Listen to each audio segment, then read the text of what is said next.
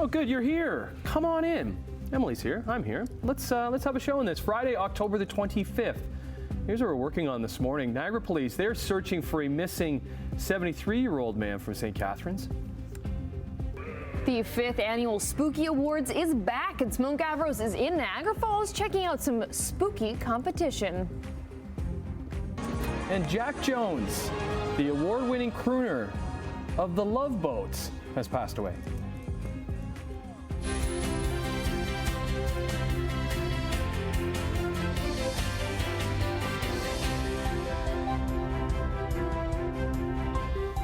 We did it. We made it to a Friday, heading into the last weekend of October. Where did it go? What happened to this month? It's a big weekend too, Steve Ruddock, because you have Halloween coming up on Thursday, but this is the weekend that everybody hits the town and has their neighborhood parties because well, it's Thursday night.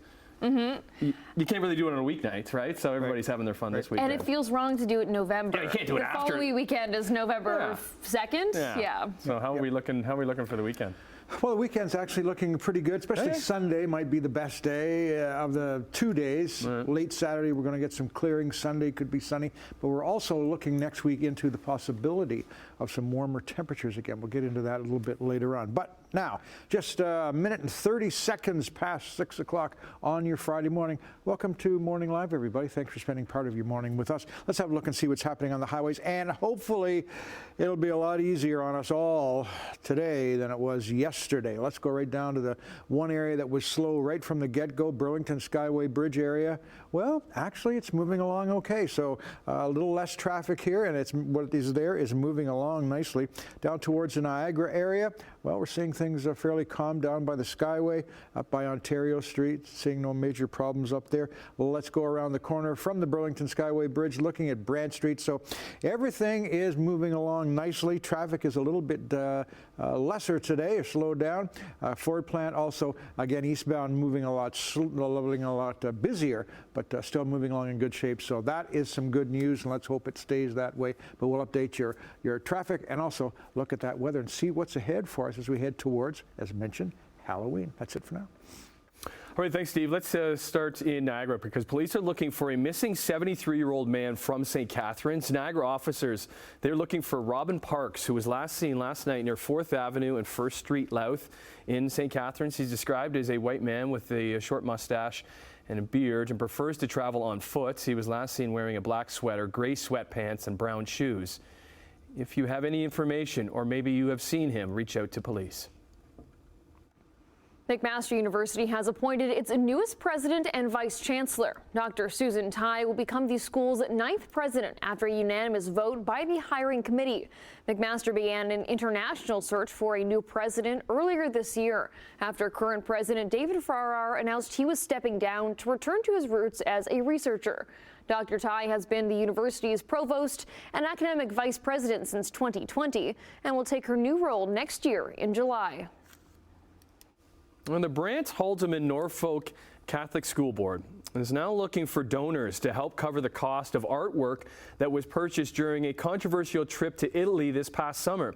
So the pieces purchased for $100,000, they are intended to decorate 2 new schools. In a statement released by the chair of the board, Rick Petrella, says the 4 men deeply regret their decisions, that each trustee involved is taking actions to address the expenses incurred to the trip, including personal repayment. He also says he's in discussion with several Catholic donors who are interested in covering the costs. But the backlash does continue. A few Brantford students say the money could have been used towards other things. We have a bunch of problems, vaping in the bathrooms. We have like dirty bathrooms that don't work. We have like teachers that don't want to, like, do have problems, right? With that $100,000, we could have helped those problems. We could not have solved the problems, but we could have helped the problems. It could have been used for better purposes, like better equipment. I like hands-on work, like manufacturing and woodworking, and I believe like if we put like that money into welders, more exhaust systems, so kids don't get sick, it could have been way better used by taking the people's money. I think that's very wrong. So Petrella says the goal now is to get to a total net zero cost position for the board and for taxpayers for the expenses. Tickets, tokens, and day passes will soon no longer be accepted as payment on the TTC. The TTC stopped selling them on subway stations back in 2019. But as of next year, those once ubiquitous methods of payment will no longer be accepted. The Transit Corporation says just 1% of riders still use these legacy fares, with most opting for Presto, debit, or credit. The TTC will not be issuing any refunds for unused tickets, tokens, or passes.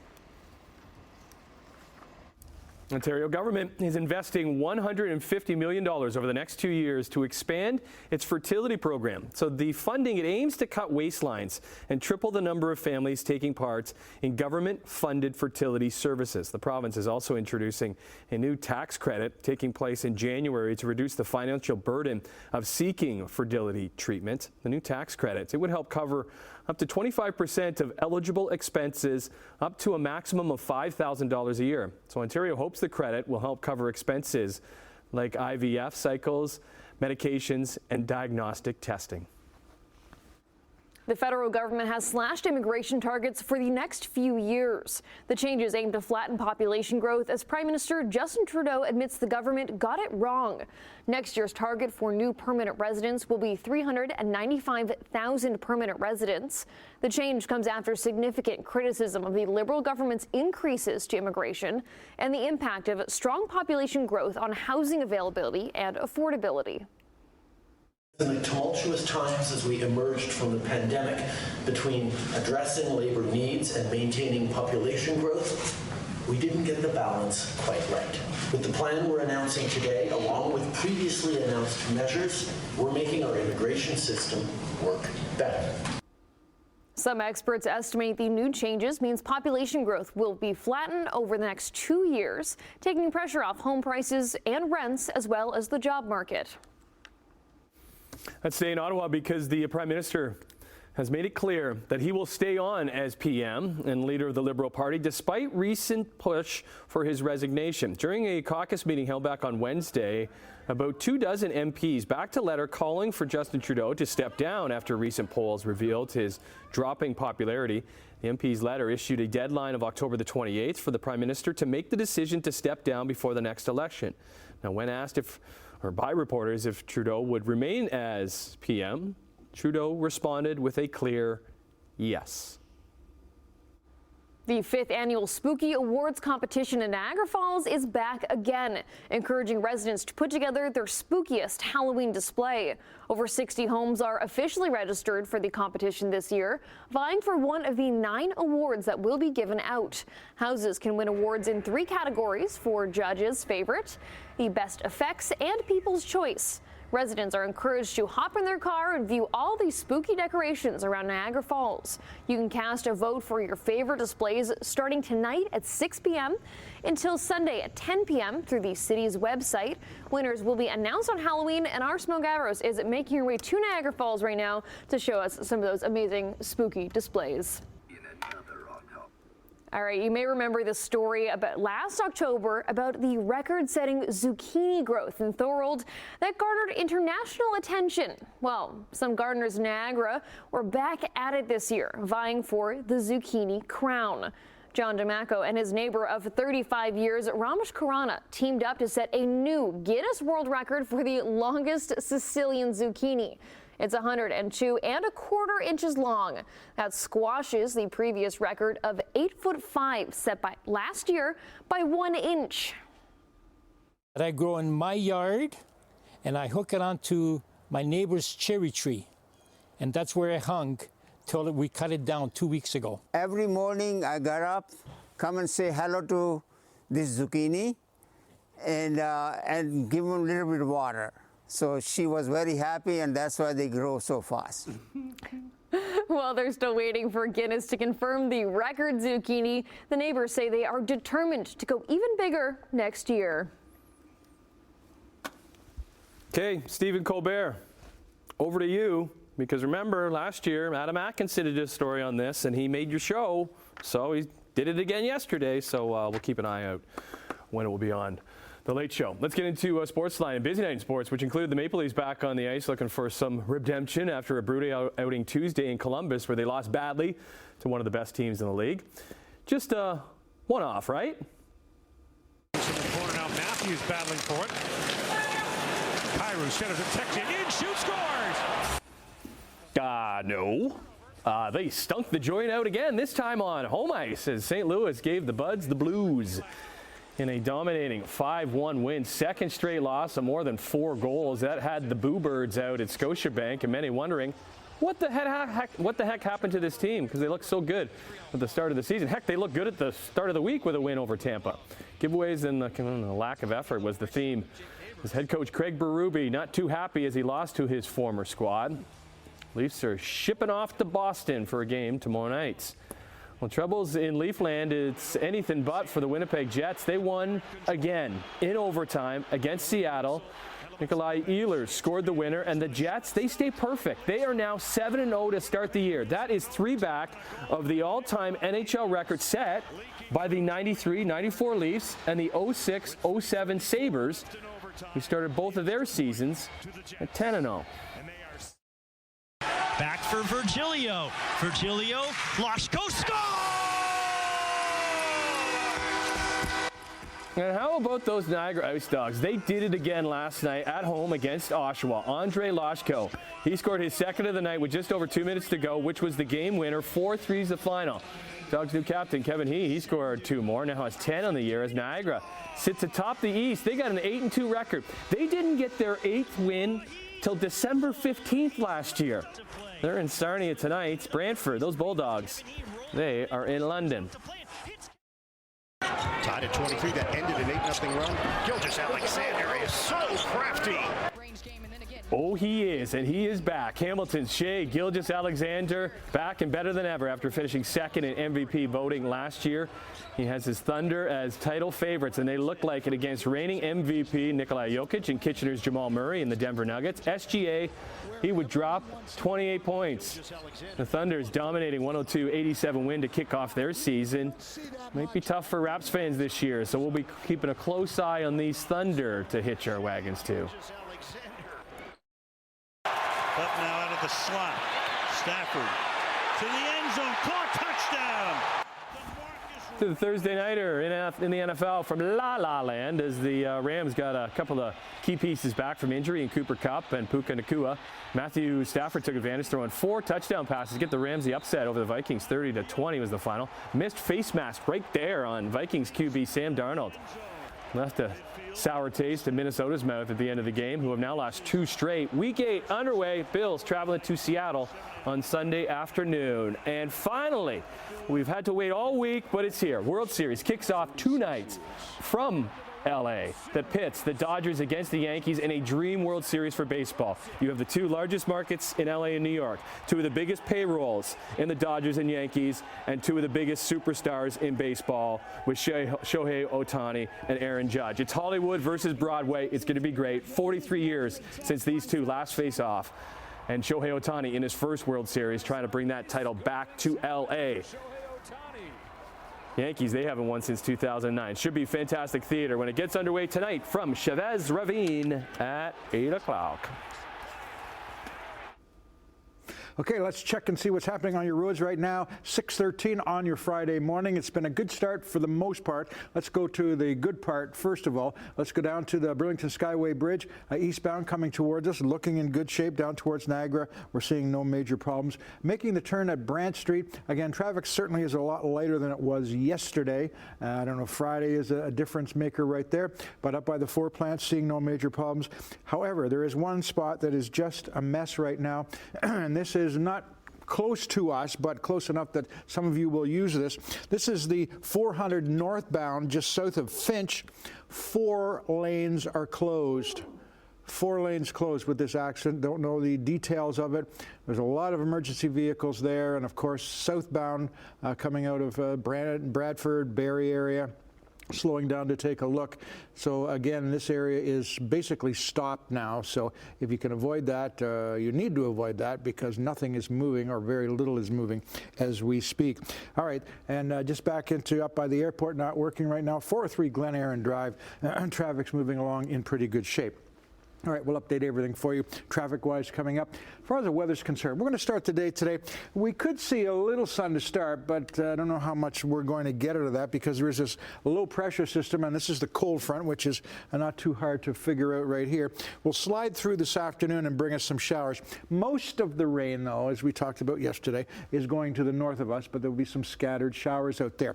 Bigger picture, next few days, we're starting to see the influx of warmer air. And by the time we get to the middle of the week and next week, we are looking for temperatures back closer to 20 possible. After that, of course, it does get a little on the cooler side. But warmer air is coming our way, cooler air after that. But not a bad weekend actually shaping up as it looks right now. Sunday may be the nicest day. Okay, here we go again. Here's this cold front sliding through, and it's going to trigger some showers today, later today, tonight, maybe lingering into tomorrow, but high pressure comes in, clears things out on Saturday. Sunday looks nice, and then, of course, a little more warmer air coming our way, which is okay. Here's your temperatures outside. Hamilton right on the freezing mark. Some frost on the windshield maybe this morning to start the day, but Grimsby, 7 degrees. Your almanac for today, sun will be up at 7:47 a.m. down at 6:21 p.m. And normal highs about 11 degrees. Today we're going to get up to 15 degrees. Some afternoon rain, light winds, and low UV tonight. Looking ahead, it's going to be fairly quiet out there. Some showers could linger, only 30% chance of that. Light winds and a low of 5 degrees, which is more or less what we had last night. We'll look at the extended forecast coming up in a few minutes. Look ahead to what's happening Halloween next Thursday. All that just ahead. All right, off and running on your Friday morning. Going to take a short little break. 6:16 is the time. When we come back, into business news, and Gayleaf Foods has announced a new tentative deal to sell Hewitt's Dairy. That and other business stories in 2.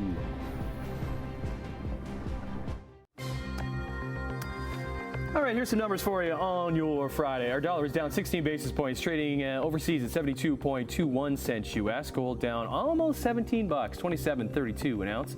Crude oil down 8 cents, 70.11 a barrel. Off to Europe we go. Hey, Europe. It's Friday. Markets are down, though, across the board in London, Frankfurt, and Paris. And over in Asia, markets are down in Tokyo, but up in Hong Kong and Shanghai. In North American markets, the TSX lost around 22 points. The Dow fell by over 140, and the Nasdaq closed at nearly 140 points higher. All right, glad you're with us on this Friday morning. Let's get into a few business stories. And up first, Gayleaf Foods has announced a tentative deal to sell Hewitt's Dairy Limited to Dairy Fountain. So the company says that the Dairy Fountain, a specialty dairy processor which makes a wide range of products including sour cream and yogurt, intends to invest in the future of growth of Hewitt's Dairy, which includes Hewitt's Dairy Bar in Hagersville. Although these discussions are preliminary and ongoing, all parties anticipate a positive outcome for the community and Ontario dairy industry. With this announcement, Gayleaf Foods also announced a several million-dollar investment to expand its Hamilton cheese-making facility. Yes, do not touch that bar in Hagersville. Theater owner Cineplex has filed an appeal of a record $38.9 million fine for deceptive marketing practices imposed by the Competition Tribunal. The company filed notice with the Federal Court of Appeal yesterday, denying it engaged in so-called drip pricing and asking for a stay of the fine pending the completion of the case. Cineplex said it has been granted an interim stay until the motion is heard by an appeal court. The massive fine came down as a part of a decision the tribunal issued in September that found the company had made false or misleading statements. Price stripping is a practice where customers are drawn to purchase without full disclosure of the final cost. A U.S. district judge has halted the merger between makers of Coach and Michael Kors handbags, saying it would reduce competition and hurt consumers. In her ruling, the judge granted the Federal Trade Commission's motion for a preliminary injunction to block the proposed merger, which would marry America's 2 largest luxury houses and put 6 fashion brands under one company. Tapestry's Coach, Kate Spade and Stuart Weitzman, with Capri's Versace, Jimmy Choo and Michael Kors. She noted the 2 companies are close competitors and that the merger would result in the loss of head-to-head competition and raise prices for shoppers. All right, a couple business stories for you there. Going to take another short little break. Good morning if you're just getting up. Maybe you're just getting home from work. Steve will get you all set up what you can expect today and into the weekend. Here's your 7-day forecast. All right, welcome back to Morning Live, 6:24 on your Friday morning, and not a good morning for these folks in this area. This is 400, this isn't Toronto, but some of you may be ending up that way or coming into that area. 400 Finch Avenue, northbound, just south of Finch. 4 lanes are closed with a major problem here, major accident. Coming south from, say, the Bradford area, Barrie, everybody's slowing down to have a look, so you maybe want to stay away from that area for the next little while, and the backup will be horrendous. Closer to the Hamilton area, Niagara, it's a lot easier than it was yesterday for sure. Looking at the Skyway, seeing no problems. Down towards Niagara by Glendale here, looking in pretty good shape. And up by Pearson, not affected by that situation on the 400 and Finch, but I'm sure there'll be some repercussions at some time this morning with that. So avoid that area around Finch if you can. All right, let's have a look and see what's happening outside weather-wise for us. What is on the go right now? Well, here's some temperatures as we speak. Hamilton, 0. Now, there was some patchy frost. In fact, you may, as you head out the door this morning, see some frost on the windshield. You may have to scrape that off. But again, we're looking for temperatures to be a little bit warmer than yesterday by a couple of degrees. But we'll see some showers coming in later in the day today, and then they could linger into tonight and to start tomorrow. But the weekend, for the most part, looks pretty good. Saturday, things will clear up, and Sunday will be the nicest day. Your Friday planner looks like this. Temperatures up to 15 degrees. We were about 13 yesterday, so a little bit warmer. Your evening commute will be 15, 16 degrees, chance of showers. Again, this is about 30% chance of that. Looking at the extended forecast, so Friday, Saturday, could see some showers here and there, but again, just about a 30% chance of that. As we get into Sunday, things have cleared up. Sunday looks kind of nice, but the temperature drops off. Look at the nighttime temperatures here. But also looking ahead to next week, warmer conditions coming by the looks of things, and then Halloween, Thursday, 17 degrees with partly clear skies. So actually looking pretty good at this point, but it's still a ways away. Let's look at things for now. Okay, thanks, Stevie. I guess we had this story. Were you here when we were talking about Crocs for dogs? Boots for dogs. Boots for dogs. About, yeah. Mm-hmm. I guess they were a huge hit because the company sold out of the boots for pets in a single day. Yeah, the new product launch was part of the company's Croctober promotion. That's pretty genius, to be totally honest. Like whoever came up with the ad campaign for this. Yeah. The pet boots launched alongside matching clogs for pet owners as a part of Croc Day on Wednesday. The doggy boots, which comes in green and pink, were priced at $50 US. As of this morning, the glow-in-the-dark human clogs, they're still available online. I love it. It says legitimate dog Crocs. No, we're serious, guys. This is not a joke. This is not a drill. Okay, how many pairs of Crocs do you have? I don't have any Crocs currently. Have you ever been a Croc owner? I absolutely haven't owned Crocs in my life. You have no issues with no, Crocs. But like the first time around when they were popular, and then they dipped for a while, and then now they're back. Yeah, how did they make a comeback? You know what I mean? Sometimes they're hard to find now. Like they're elusive. Well, listen, you can get a pair of the glow-in-the-dark ones. And no more dog ones though. Okay, half hour down. Hope you're good. It's Friday. How can you not be? Right? Decent looking weekend. Steven has that. And what else is making news this morning right after this?